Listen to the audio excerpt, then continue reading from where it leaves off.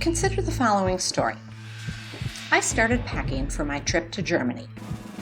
Would the story change at all if I said, I started packing for my trip to Germany in 1937? Or, I started packing for my trip to Germany in 2020. Does the date change the story at all?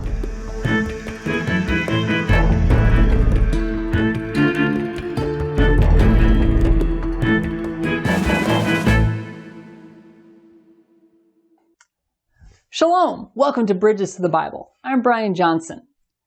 So does knowing the date of when this story happened have any influence on it at all? Did that impact you anything when we added 1937 to the date? Now, what was happening in Germany in 1937? With World War II starting just a couple years away, maybe it makes a difference. Or 2020. You're traveling in 2020, huh?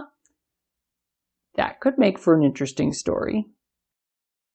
So in the same way, when the Bible gives some sort of setting detail of when something happened, in the days of Caesar Augustus, does that have any impact on the story? This is the introduction to the historical bridge to the Bible. Looking at history, these people, events, all these sort of things that happened in the distant past. I encourage you to go to bridgestothebible.com. You can download the episode guide to today's session, where you can find study notes to follow along, discussion questions, and more. Now, perhaps you had some history classes in school or in college, and you're like, oh, those were so boring. These long list of dates and all these, people, names and places and facts, and maybe it was just this overwhelming bunch of data that you just couldn't absorb. Well, I had some poor history teachers, professors along the way, but I had some very good ones as well, thankfully. And if you have ever had a good history teacher, you'll recognize that history isn't simply a bunch of facts. History is a story. It's a story about what happened, true stories. I think those are some of the best ones, in fact. You see, the Bible didn't happen in a vacuum. There's all sorts of events and things and people happening all around it. Sometimes the Bible alludes to it or calls it out directly, and sometimes the Bible ignores it altogether. And it could simply be that it just assumes that you know what's going on, like what was happening in Germany in 1937. So today what I want to do is talk a little bit about history at a very high level. I want to ask, what is history? I want to look at the differences between ancient and modern history. And then I want to finally end with how understanding history influences our view of the Bible and helps us better understand it. So to start out, what is history? Now you might say that history is an event, or a series of events. But that isn't entirely accurate.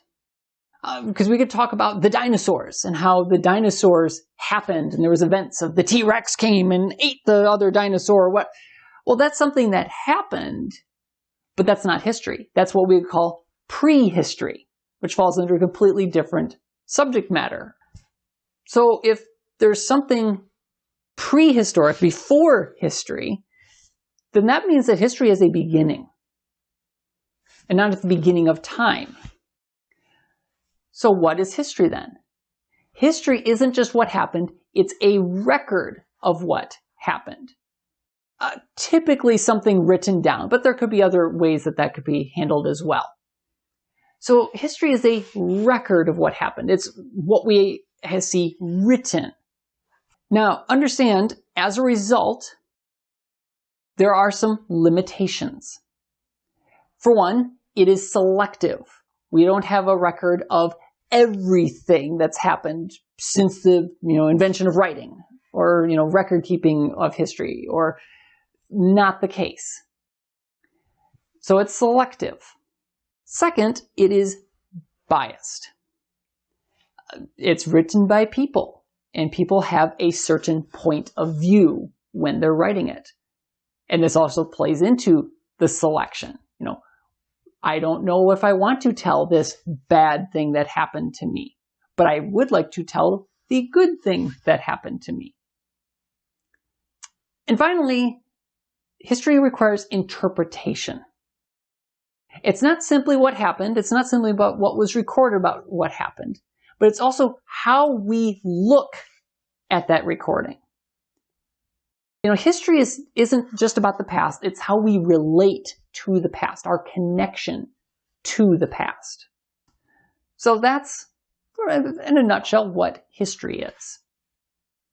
So what's the difference between ancient history and modern history? Isn't it all just history, recording what happened? Well, on a surface level, yes, it is. But modern history, as we know it, has much more process behind it. It's more scientific, in a sense. Ancient history is not the same way. They didn't have the same processes in place or expectations.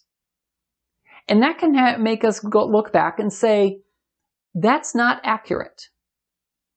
When in fact, for them, it would have been. Let me give you an example to see what I'm talking about. If you turn to the Gospels, you'll find a story about Jesus going into the temple and what we call him cleansing the temple. He's flipping over the tables of the money changers and going. Hopefully you're familiar with the story. Now in Matthew, Mark, and Luke, that takes place during Jesus' last week, just several days before his crucifixion.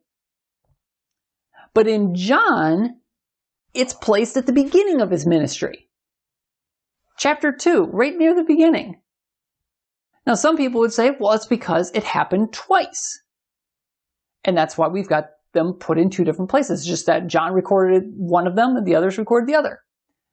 While that's possible, I don't think that's very likely.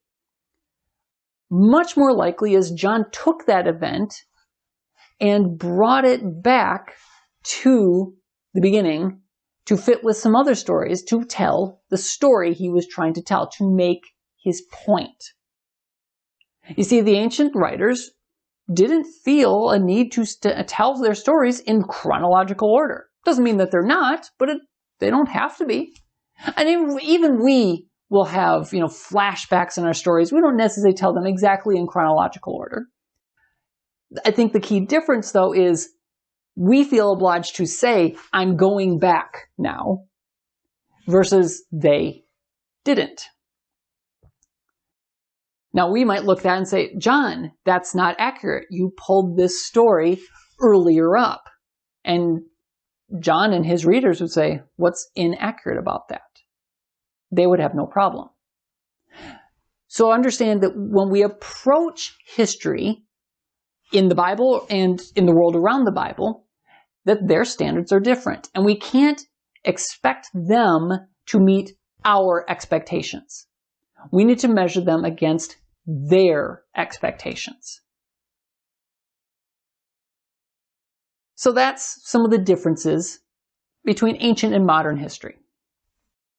So why is that important? Why is it important to understand history, around the Bible? What does that add to us? Well, understand that history is a series of choices. And the choices that we make, there's a lot of cause and effect there. There's reasons why people, when if you open up the history book and you read about, so-and-so military general and he makes a particular choice and maybe it went very poorly. Now you could argue, oh, he was so stupid. Why didn't he know this? Well, the fact is, maybe he made a really smart choice for the things that he did know. And we forget when we look at it, that, oh yeah, there's things we know that were happening on the other side that the enemy was doing, or that there was this storm that was going to hit. Whatever the case may be, there's information we know that he didn't. We need to keep in mind that they're working off a certain set of data, a certain view of the world. So when we see markers that help us put things into a historical perspective in the Bible, we should explore. What impact does this have? I mentioned at the beginning, in the days of Caesar Augustus, Jesus was born. So what impact does that have, knowing that Augustus was the Roman emperor during Jesus' birth? Well, there's tons that could be said about Augustus, but I'll just boil it down to just a couple things just to keep this short. Augustus, his adopted father, was Julius Caesar. Now, Julius Caesar was assassinated, and after his assassination, he was deified. He was declared to be a god. And Augustus, as his son, was therefore the son of God. In fact, that was printed on his coins. And so for Jesus to show up on the world stage during Augustus's reign and have people say that he's the Son of God, somebody's already got that title. There's going to be a clash of kingdoms here.